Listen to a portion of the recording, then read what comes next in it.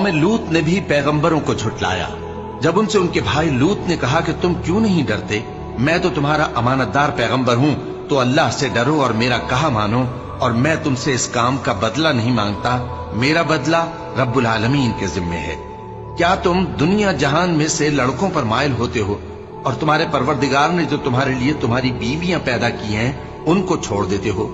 हकीकत यह है कि तुम हद से निकल जाने वाले लोग हो। वो कहने लगे कि ऐ लूत, अगर तुम बाज ना आओगे तो शहर बद्र कर दिए जाओगे। लूत ने कहा, मैं तुम्हारे काम से सख्त बेजार हूं। ऐ मेरे परवरदिगार, मुझको और मेरे घर वालों को इनके कामों के वबाल से नजात दे। सो हमने उनको और उनके घर वालों को सबको नजात दी, मगर एक बुढ़िया के पीछे रह जाने वालों में थी। फिर हमने औरों को हलाक कर दिया और उन पर मे बरसाया। सो जो मे उन लोगों पर जो खबरदार किए गए थे बरसा, वो बुरा था। बेशक इसमें निशानी है और उनमें अक्सर ईमान लाने वाले नहीं थे। और तुम्हारा परवरदिगार तो गालिब है, मेहरबान है,